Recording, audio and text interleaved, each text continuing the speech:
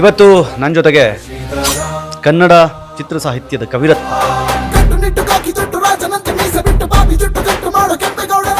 ಅವರು ಬರೆದಿರುವಂತಹ ಸಾವಿರಾರು ಹಾಡುಗಳ ಬಗ್ಗೆ ಹಾಡು ಹುಟ್ಟಿದ ಸಮಯ ಇರ್ಬೋದು ಅಥವಾ ಹಾಡಿನ ವಿಶೇಷ ಇರ್ಬೋದು, ಯಾವ ಸಾಹಿತ್ಯವನ್ನು ಯಾವ ಸಂದರ್ಭದಲ್ಲಿ ಯಾಕೆ ಬರೀಬೇಕಾಗಿ ಬಂತು. ಈ ಚಿತ್ರ ಸಾಹಿತಿಗಳಿಗೆ ಜ್ಞಾನಪೀಠ ಕೊಡಲ್ವೇ? ಕೊಟ್ಟರೆ ಫಸ್ಟ್ ಹಂಸಲೇಖ ಅವ್ರಿಗೆ ಕೊಡಬೇಕು. ಅದರಲ್ಲಿ ಒಂದು ಹೇಳೋಕ್ಕಾಗಲ್ಲ ನಿಮಗೆ, ಬಟ್ ಆದರೆ ಇದೊಂದು ಹಾಡು ನನಗೆ ಪದೇ ಪದೇ ಕಾಡುತ್ತೆ ಬಹಳ. ಅಂಥ ಹಾಡುಗಳು ನನಗೆ ಭಾಳ ಇಷ್ಟ. ನೀನೇ ರಾಮ ನೀನೇ ನೀನೇ ಅಲ್ಲ ನೀನೇ ಯೇಸು. ಅಪ್ಪ ಐ ಲವ್ ಯು.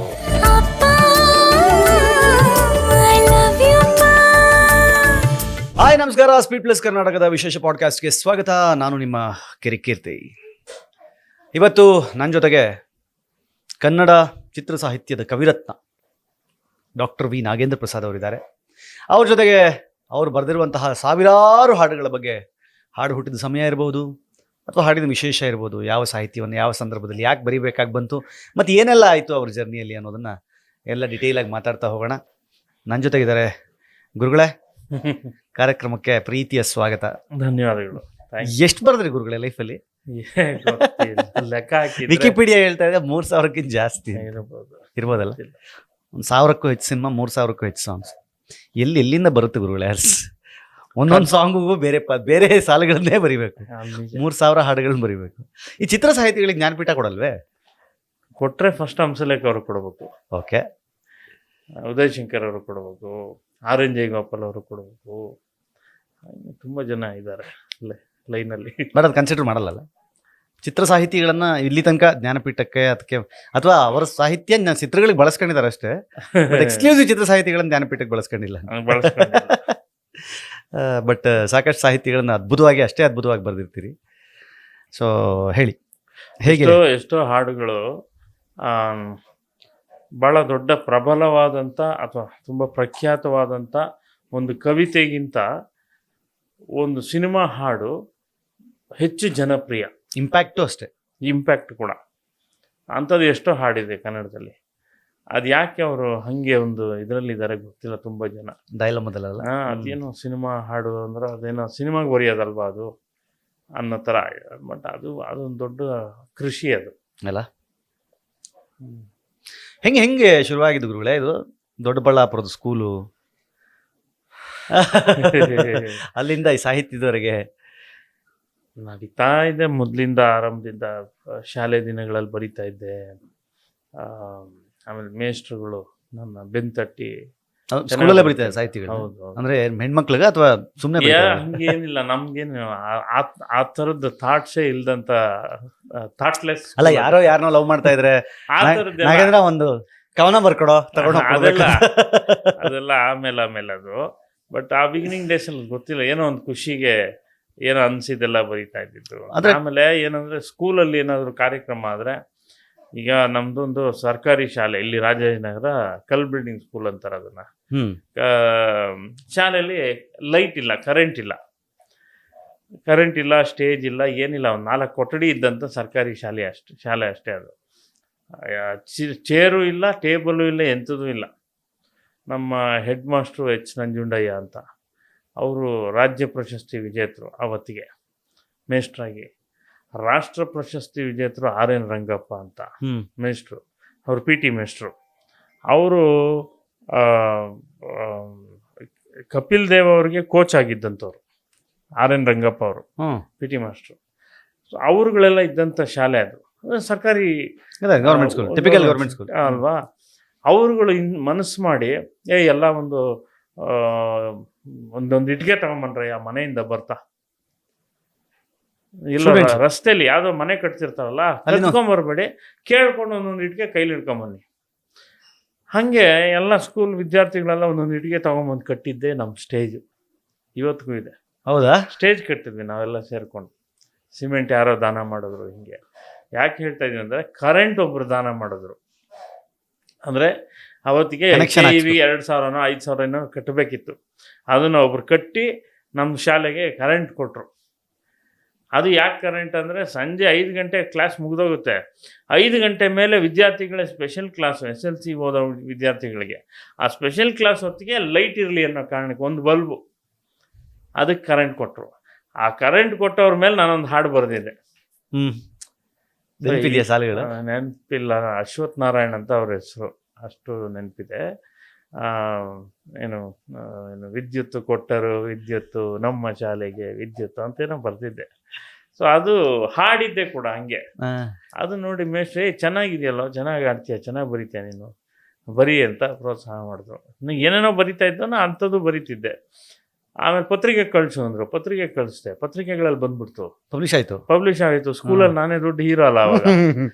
ಸೊ ಹಾಗಾಗಿ ಅದು ಚೆನ್ನಾಗಿ ಅದರದ್ದೇ ಮೈಂಡ್ ಸೆಟ್ಟು, ಏನೋ ಬರಿಬೇಕು, ಚೆನ್ನಾಗಿ ಬರಿಬೇಕು ಅಂತ. ಅಲ್ಲಿಂದ ಬರಿತಾ ಇನ್ನೂ ಬರಿತಾ ಇದ್ದೀನಿ. ಗಾಜಿನ ಮನೆನಾ ಫಸ್ಟ್ ಸಿನಿಮಾ ಬರೆದ? ಗಾಜಿನ ಮನೆ. ಅದಕ್ಕೆ ಹೇಗೆ ಅಂದರೆ ನಿಮ್ಮ ಹತ್ರ ಬರೆಸ್ಬೇಕು ಅಂತ ಶುರುವಾಗಿದ್ದು ಹೇಗೆ? ಅದು ನಾನು ಈಗಾಗಲೇ ಭಾಳಷ್ಟು ಕಡೆ ಹೇಳಿದ್ದೀನಿ. ಪಾರ್ಕಲ್ಲಿ ಓದ್ಕೊಂಡು ಕೂತಿದ್ದೆ ನಾನು MA-ಗೆ. ಅಷ್ಟೊತ್ತಿಗಾಗಲೇ ನಾಟಕಗಳು, ಡಿಗ್ರಿ MA ಬ್ಯಾಂಗ್ಳೂರ್ ಯೂನಿವರ್ಸಿಟಿ ಅಲ್ಲ ನೀವು? ಮೈಸೂರು ಯೂನಿವರ್ಸಿಟಿ. ಓಕೆ. ಓದ್ತಾ ಕೂತಿರ್ತಿದ್ದೆ. ಆಗ ಅವರು ನಮ್ಮ KV ಜಯರಾಮ್ ಸರ್ ಡೈರೆಕ್ಟರ್ ಬಂದು ಅವರು ರೆಗ್ಯುಲರ್ ವಾಕ್ ಮಾಡ್ತಿದ್ರು. ವಾಕ್ ಮಾಡೋರು ಒಂದು ಸ್ವಲ್ಪ ಹೊತ್ತು ಕೂತಿದ್ದವರು ಪರಸ್ಪರ ನೀನು ಹುಡುಗ ದಿನ ನೋಡ್ತೀನಲ್ಲ ಈ ಟೈಮ್ಗೆ, ಯಾವಾಗಲೂ ಓದ್ಕೊಂಡು ಕೂತಿರ್ತಾನೆ ಅಂತ ಅವ್ರಿಗೆ ಒಂದು ದಿವಸ ಕೇಳಿದ್ರು, ಏನು ಓದ್ತಾ ಇದ್ದೀರಾ? ನಾನು ಹಿಂಗೆ ಅಂದೆ. ಕನ್ನಡ MA ಅಂದರೆ ಸಾಹಿತ್ಯಾಸಕ್ತಿ ಇದೆ. ಹೌದು, ಸರಿ, ಏನು ಮಾಡ್ತೀನಿ ಅಂದರೆ ನಾನು ಕಥೆ ಕವನಗಳು ಬರಿತೀನಿ, ನಾಟಕಗಳು ಮಾಡ್ತೀನಿ, ನಮ್ಮ ಆಸಕ್ತಿ ಕ್ಷೇತ್ರ ಇದು. ಹೌದಾ ಅಂತ ನಾನು ಒಂದು ಕಾದಂಬರಿ ಕೊಡ್ತೀನಿ, ಓದಿ. ಕಾದಂಬರಿ ಓದಿದೆ, ಇದನ್ನು ಸಿನಿಮಾ ಮಾಡ್ಬೋದಾ ಹೇಳಿ ಅಂತ. ಸೊ ದಿನನಿತ್ಯ ಬೆಳಗ್ಗೆ ಸಂಜೆ ಭೇಟಿ ಆಗ್ತೀನಿ. ನಾನು ಬರೀ ಸಂಜೆ ಹೋಗ್ತಿದ್ದೆ ಅಥವಾ ಬೆಳಗ್ಗೆ ಹೋಗ್ತಿದ್ದೆ. ಈಗ 2 ಟೈಮು ಹೋಗೋಕ್ಕೆ ಶುರು ಆದರೆ ಸೊ ಹೀಗೆ ಸುಮಾರು ಒಂದು ವಾರ ಅವ್ರು ಕೊಟ್ಟ ಕಾದಂಬರಿನ ಡಿಸ್ಕಷನ್ನು. ಸರ್ ಇದು ಚೆನ್ನಾಗಿಲ್ಲ, ಅದು ಚೆನ್ನಾಗಿಲ್ಲ, ಇದನ್ನು ಹಿಂಗೆ ಮಾಡಿದ್ರೆ ಚೆನ್ನಾಗಿರುತ್ತೆ ಅಂತ. ಅವತ್ತು ನಮ್ಮ ಪ್ರಜ್ಞೆ ಏನಿರುತ್ತೋ ಅದು ಮಾತಾಡ್ತಾ ಅವ್ರಿಗೆ ನನ್ನ ಇದು ಗೊತ್ತಾಯ್ತು ಅಂತ. ಸಾಹಿತ್ಯ ಆಸಕ್ತಿ. ಅವರು ಬರೀ ನಮ್ಮ ಪಿಕ್ಚರ್ಗೆ ಡೈಲಾಗ್ ಬರೀತೀರಾ ಅಂದರು. ಹ್ಞೂ ಸರ್ ಅಂದೆ. ಆಮೇಲೆ ಸ್ವಲ್ಪ ದಿವಸ ಆದಮೇಲೆ ಇಲ್ಲ ಡೈಲಾಗ್ ಬೇಡ, ಹಾಡು ಬರೀರಿ ಅಂದರು. ಆಯಿತು ಸರ್, ಏನಾದರೂ ಸರಿ ಅಂದೆ. ಅಲ್ಲಿಂದ ಶುರುವಾಗಿದ್ದೆ ಪ್ರಯಾಣ. ಯಾವುದದು ಮೊದಲನೇ ಸಾಂಗು? ಮೊದಲನೇ ಸಾಂಗು ದುರ್ಗಿಯ ಕಾಲಿನ ಗೆಜ್ಜೆ ಗಲು ಗಲು ಗಲಿರೆಂತು, ಗಾಜಿನ ಮನೆಗೆ ಇಂದು ಹೊಸ ಥರ ಕಳೆ ತಂತು ಅಂತ. ದುರ್ಗೆ ಗಾಜಿನ ಮನೆ ಇದನ್ನೆಲ್ಲ ಇತ್ತು ಮಾಡಿದ್ದು ಎಲ್ಲ ಇದೇ ಮೊದಲು ಅಂತೆಲ್ಲ. ಅದಕ್ಕೆ ಒಂದಷ್ಟು ದೊಡ್ಡ ಎಕ್ಸಸೈಸು ಆ ಸಿನಿಮಾದು. ಅಂದರೆ ದಿಢೀರಂತ ಅವರು ರಿಸೀವ್ ಮಾಡಿಬಿಡ್ಲಿಲ್ಲ.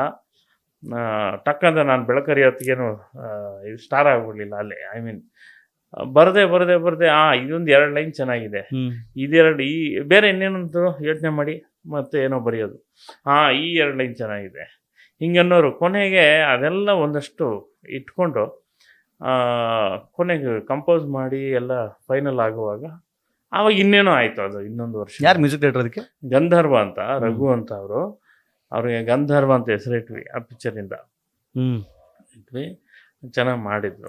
ಸಾಂಗ್ ಹಿಟ್ ಆಯಿತು. ಬೇವು ಬೆಲ್ಲ ಹಂಚಿಕೊಂಡ್ರೆ ಸಿಹಿ ಕಹಿ, ಬೇವು ಬೆಲ್ಲ ಹಂಚಿಕೊಂಡ್ರೆ ಸಿಹಿ ಕಹಿ ಸೊಗಸಿನ ಯುಗಾದಿ ಹೆಣ್ಣೆ, ಮನಸ್ಸು ಮೆಚ್ಚಿಕೊಂಡ್ರೆ ಪ್ರೇಮ ಕಣೆ. ಎಲ್ಲ ಹಬ್ಬಗಳನ್ನಿಟ್ಟು ಬರೆದಿರ್ತೀನಿ. 16 ಹಬ್ಬಗಳೇನೋ, ಹಿಂದೂಗಳ 16 ಹಬ್ಬಗಳನ್ನಿಟ್ಟು ಆ ಹಬ್ಬ ಮತ್ತು ಪ್ರೀತಿ ಅಂತ ಸಮೀಕರಿಸಿ ಬರೆದಿರ್ತೀನಿ ಆ ಹಾಡು. ಅದು ಆ ಥರದೊಂದಷ್ಟು ಹಾಡುಗಳು ಅಲ್ಲಿನೇ ಶುರುವಾದ ಸಿನಿ ಜರ್ನಿ. ಸೊ ನೀವು ಬರೆದಿರೋ ಇಷ್ಟು 3000 ಹಾಡುಗಳು ಅಂತ ಏನಿದೆ, ಅದರಲ್ಲಿ ಒಂದು ಹೇಳೋಕ್ಕಾಗಲ್ಲ ನಿಮಗೆ. ಬಟ್ ಆದರೆ ಇದೊಂದು ಹಾಡು ನನಗೆ ಪದೇ ಕಾಡುತ್ತೆ ಬಹಳ. ಅಂದರೆ ನನಗೆ ನಿಮ್ಮ ಸಾಂಗ್ಗಳಲ್ಲಿ ಬಹಳ ಫೇವ್ರೇಟು ಅಪ್ಪ ಐ ಲವ್ ಯು ಅಪ್ಪ. ಬಿಕಾಸ್ ಅಪ್ಪನ ಅನುಭವನ ಬರೆಯೋದು ತುಂಬ ಕಷ್ಟ. ಮಗ ಬರೆಯೋದು ಬೇಕಿದೆ. ನಮ್ಮ ಅಪ್ಪನ ಬಗ್ಗೆ ನಾನು ಬರೆಯೋದು ಬೇರೆ, ನಿಮ್ಮ ಅಪ್ಪನ ಬಗ್ಗೆ ಬರೆಯೋದು ಬೇರೆ. ಬಟ್ ಒಂದು ಹೆಣ್ಣು ಮಗುವಿನ ತಂದೆಗೆ ಬಗ್ಗೆ ಬರೆಯುವಂಥ ಹಾಡಿದ್ದೀರ, ಅದು ನನ್ನ ಫೇವ್ರೇಟ್. ಬಟ್ ನಿಮಗೆ ನಿಮ್ಮ ಲೈಬ್ರರಿನಲ್ಲಿ ನಿಮ್ಮ ಫೇವ್ರೇಟ್ ಅಂದರೆ ಫೇವ್ರೇಟ್ ಅನ್ನೋದಕ್ಕಿಂತ ಬಹಳ ನಾನು ಬರೆದು ಅದನ್ನು ಕೇಳಿದ್ಮೇಲೆ ಅಥವಾ ಸ್ಕ್ರೀನ್ ಮೇಲೆ ನೋಡಿದ್ಮೇಲೆ ಇದು ನಾನು ಬರೆದಿದ್ದ ಅಂತ ಅನಿಸಿದ್ದು. ಅಂದರೆ ನನಗೆ ಯಾವಾಗಲೂ ಯಾವುದು ಫೇವ್ರೇಟ್ ಅನಿಸುತ್ತೆ ಅಂದರೆ ಒಂದು ಸಕ್ಸಸ್ ಅಷ್ಟೇ ಅಲ್ಲ, ಸಕ್ಸಸ್ ಜೊತೆಗೆ ಅದು ಯಾರಾದ್ರೂ ಮನುಷ್ಯರ ಬದುಕಿನಲ್ಲಿ ಏನಾದರೂ ಸಣ್ಣ ಕರೆಕ್ಷನ್ ಮಾಡ್ತಿರ್ಬೇಕು, ಕರೆಕ್ಟ್. ಒಂದು ಕದಲಿಕೆ ತಂದಿರಬೇಕು.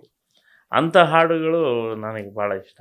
ನೀನೇ ರಾಮ ನೀನೇ ಶ್ಯಾಮ, ಅಪ್ಪ I love you, Kariya I love you, ಅಮ್ಮ ನನ್ನಿ ಜನುಮ, ಹೀಗೆ ತುಂಬ ಹಾಡುಗಳು. ಅದು ಸೊಸೈಟಿಲಿ ಆಗುವಂಥ ಏನೋ ಸಣ್ಣ ಯಾರೋ ತುಂಬ ಎಷ್ಟೊಂದು ಜನ ಹೇಳ್ತಾರೆ ಸಿಕ್ಕಿದಾಗ, ಸರ್ ಈ ಹಾಡು ನನಗೆ ಹಿಂಗೆ ಅನ್ನಿಸ್ತೆ, ನನಗೆ ಹಿಂಗಾಯಿತು, ನಾನು ಈ ಹಾಡು ಕೇಳಿದ್ಮೇಲೆ ಹಿಂಗಾದೆ, ಈ ಥರ. ಅದು ನಿಜವಾದ ಸಕ್ಸಸ್ ಅದು ನನಗೆ. ನನಗೆ ಅಂದರೆ ನೀವು ಎಲ್ಲ ಅಣ್ಣಾವರಿಂದ ಹಿಡಿದು ಇಲ್ಲಿಯ ತನಕ ಸಾಕಷ್ಟು ಎಲ್ಲ ಥರದ ನಟರನ್ನು ನೋಡ್ಕೊಂಡು ಬಂದಿದ್ದೀರಿ. ನೀವು ಅಣ್ಣವ್ರ ಸಿನಿಮಾಗೆ ಯಾವುದಕ್ಕೆ ಅದ್ರ ಬರೆದಿದ್ರೆ? ಅಣ್ಣವರು ಸಿನಿಮಾಗೆ ಬರೆದಿಲ್ಲ. ಅಣ್ಣವರು ನಾ ಬರೆಯೋ ಹೊತ್ತಿಗೆ ಅಣ್ಣವರು ಸಿನಿಮಾ ಆಲ್ಮೋಸ್ಟ್ ಅದೇ ನೀವು 2000ರಿಂದ ಸ್ಟಾರ್ಟ್ ಮಾಡಿದ್ದು. ಹೆಚ್ಚು ಕಮ್ಮಿ ಅಲ್ಲಿಂದ ಒಂದು 5 ವರ್ಷ ಹಿಂದೆಯಿಂದನೇ, ಬಟ್ ಅಧಿಕೃತವಾಗಿ 2000 ನನ್ನ ಹಾಡುಗಳು ಬಿಡುಗಡೆ ಆಯಿತು. ಆದರೆ ಅಣ್ಣವ್ರು ಹಾಡಲೇಬೇಕು ಅಂತ ನಂಗೆ ಭಾಳ ಹಠ ಇತ್ತು. ನನ್ನ ಜೀವನದಲ್ಲಿ ಒಂದಾದರೂ ಹಾಡು ಅಣ್ಣವ್ರು ಹಾಡಬೇಕು ಅಂತ ಅವ್ರನ್ನ ಕೇಳ್ಕೊಂಡಿದ್ದೆ. ರಾಘಣ್ಣನ ದುಂಬಾಲ್ ಬಿದ್ದಿದೆ, ಅಣ್ಣ ಹೆಂಗಾದ್ರು ಹತ್ರ ಬಂದಿದ್ರ ಯಾವ್ದಾದ್ರು ಸಾಂಗ್? ಒಂದು ಹಾಡು ಆಕಾಶ್ ಸಿನಿಮಾದ ಒಂದು ಪ್ಯಾಥಸ್ ಸಾಂಗ್ ಒಂದಿದೆ, ಅದಕ್ಕೆ ಅಣ್ಣವ್ರು ಹಾಡಬೇಕಿತ್ತು. ಅವ್ರ ಸಾಹಿತ್ಯ ಎಲ್ಲ ನೋಡ್ಕೊಂಡಿದ್ರು, ರೆಡಿ ಆಗಿದ್ರು. ಆದ್ರೆ ಅದು ಆ ಹಾಡಲ್ಲಿ ಒಂದಿಷ್ಟು ಏರು ಧ್ವನಿ ಇದೆ, ಸ್ಥಾಯಿ ದೊಡ್ಡದಿದೆ, ಅದು ಆಗಲಿಲ್ಲ ಅಂದರೆ ನಾವು ರಾಘಣ್ಣ ನನಗೆ ಹೇಳಿದ್ದು, ಇಲ್ಲ ಅಪ್ಪಾಜಿ ಆ ಧ್ವನಿ ತುಂಬ ಇದಾಗ್ಬಿಡುತ್ತೆ ಆ ಸ್ಥಾಯಿಲಿ, ಅದಕ್ಕೆ ಅಪ್ಪಾಜಿ ಇಲ್ಲ ಹಾಡಿದ್ರೆ ಸರಿಯಾಗಿ ಹಾಡಬೇಕು ಅಂದ್ಬಿಟ್ರು. ಇನ್ನು ಹಾಡೋದಿಲ್ಲ. ಅಲ್ಲಿಂದ ಆಚೆಗೆ ಹಾಡೇ ಇಲ್ಲ ಅವರು ಯಾವುದು. ಬಟ್ ನಿಮ್ಮ ಸಾಹಿತ್ಯಕ್ಕೆ ಒಂದು ಧ್ವನಿಯಾಗುವ ಅವಕಾಶ ಇತ್ತು, ಅದು ಕಡೆ ಕ್ಷಣದಲ್ಲಿ ಆಗಲಿಲ್ಲ.